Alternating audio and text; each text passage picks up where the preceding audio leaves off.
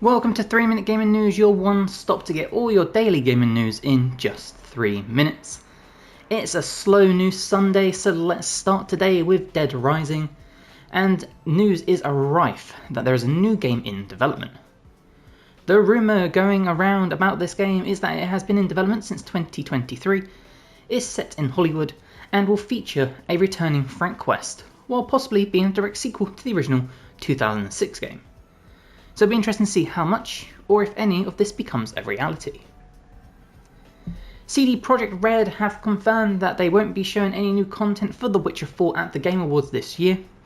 This comes as the game has been nominated for Most Anticipated Game, so this gives us all some time to process this tragic news, instead of having our poor little hearts broken at the event. So thanks guys. There is a new Jeff the Shark skin in Marvel Rivals you can claim for free right now. This comes as part of Jeff's Break Time Limited event and requires players to play matches to earn coins that you can then spend in the vending machine online to unlock the skin, as well as a few other little things. So if you want a cute little business attire for Jeff, make sure you jump on the game while you can to claim it. Welcome to 3 Minute Gaming News, your one stop to get all your daily gaming news in just 3 minutes. Let's start with some interesting news from the New York Times, which claims that Saudi Arabia's public investment fund is running out of money. Now, this is the venture that has recently acquired EA, as well as invested in things such as Niantic, the developer behind Pokemon Go, and EVO, the fighting game tournament. Now, how this will affect things in the long run, such as EA, is still unclear, but this is some really interesting news to keep an eye on. A few days ago we brought you news of the Prince of Persia Sands of Time remake, while now it seems that footage of this was actually leaked online just recently.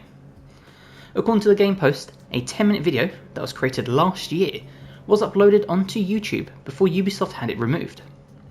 This footage showed concept art, some still of the game's alpha footage, as well as changes to Farah, the princess of the game. In the remake, she is now described as being much more independent when compared to her original counterpart. So how do you feel about changes to characters and their personalities in remakes? Let me know below. Sticking with Ubisoft, and we have confirmation that Assassin's Creed Shadows won't be getting another expansion following the release of Claws of Awagi.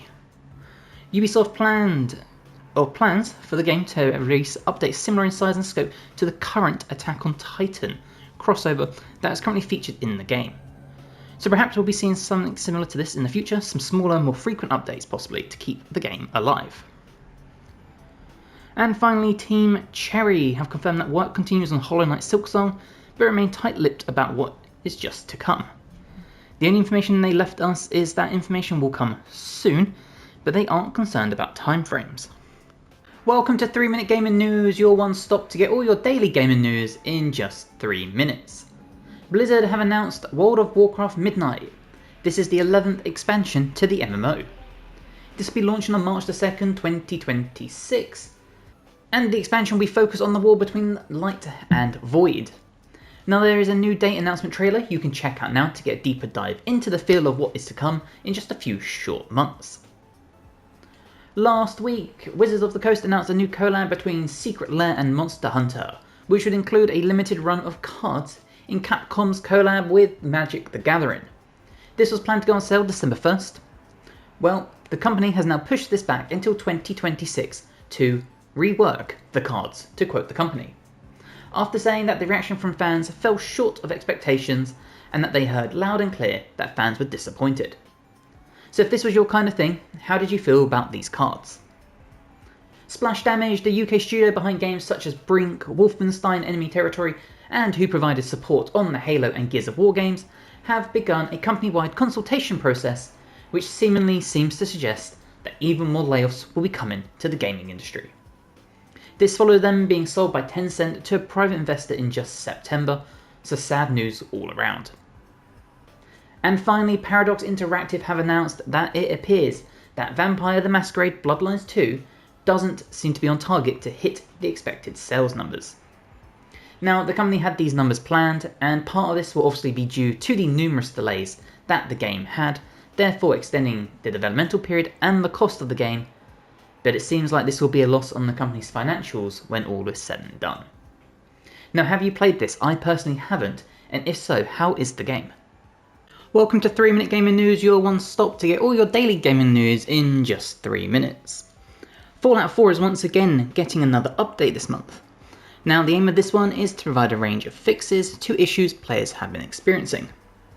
This comes after the rocky release of Fallout 4 Anniversary Edition, which has been full of broken mods, which was one of the big selling points of this Anniversary Edition, as well as crashes leaving a lot of players frustrated. So hopefully Bethesda can do something with this update to bring back some goodwill. Does the Prince of Persia Sands of Time remake finally have a release date? No, not quite. For a game that was first revealed 5 years ago, can you believe that? It has faced a ton of issues and delays, but now it seems that Ubisoft might be aiming for a Q4 release date of this financial year. That's if hints from their earnings report is to be believed. So maybe this game will finally see the light of day in the not so far off future. Dave the Diver is now available on Xbox after being announced during the Xbox Partner Showcase event last Thursday. This means you Xbox users out there can finally get your hands on this awesome little gem of a game that's sold over 4 million copies so far. So if you've played this, let me know in the comments below what you think about the game. And finally, let's talk about the Steam Machine, Valve's latest offering in the market. The price of this has been hotly debated online, as Valve are yet to announce a price for this. However, what we do know is that it won't be competitive with regular consoles, seemingly costing more than $500 US. Valve themselves have drip-fed some information regarding the price point, claiming it will be more in line with the current PC market, further stating that they want it to be a good price for the performance and be in line with an entry-level PC. So for me personally, this kind of gives me the sense that the Steam Machine won't really be that good value for money compared to making an actual PC. But what are your thoughts on this? Welcome to 3 Minute Gaming News, your one stop to get all your daily gaming news in just 3 minutes. Nintendo Switch 2 users have received a new update today, adding some fixes for the console. One of the fixes provided regards to error codes that users came across when they would attempt to transfer their Switch 1 data to their new Switch 2 console. The other big fix provided regards the Bluetooth of the console for wireless devices when turning the console on after sleep mode or turning off with airplane mode. So hopefully these will be of benefit to you if you need them. Some users are also reporting that the new update has caused the game Nier Automata to function correctly on the console, so this is big news for fans of that game if you own it. Battlefield 6 is getting a free trial for players to check out the game.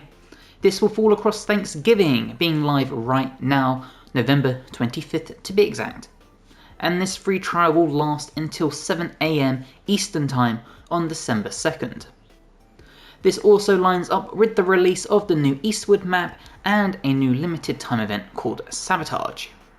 So this might be the perfect time for you to dip into this game if it's piqued your interest in the past. Now, talking of limited time things, there is a new limited time surprise crossover in Assassin's Creed Shadows right now. Now, that crossover is Attack on Titan. Be warned however, when I say this is limited, I mean it's limited and it's only lasting a month. From November 25th, today once again, being until December 22nd. This crossover will bring a new mission that will see Neo and Yasuke venture to the Crystal Cave to stop a cult unleashing their kidnapped Titan Shifter. There are also Attack on Titan themed cosmetics available as well, so if you're a fan of either one of these franchises, make sure you check this out while you can. And finally, we come to Fortnite once again. There's been rumours about SpongeBob SquarePants coming to the game, but now further rumours are afloat that South Park could also be making a debut thanks to the crossover with Paramount. Once again, nothing has been confirmed regarding this, but it is something to keep an eye on. Welcome to 3 Minute Gaming News, your one stop to get all your daily gaming news in just 3 minutes. Now, we've got a very short, small news day, so let's start with PlayStation Plus. And the free games available this December to claim have been announced. Now they are the following: LEGO Horizon Adventures, Killing Floor 3, The Outlast Trials, Synduality, Echo of Ada, and Neon White.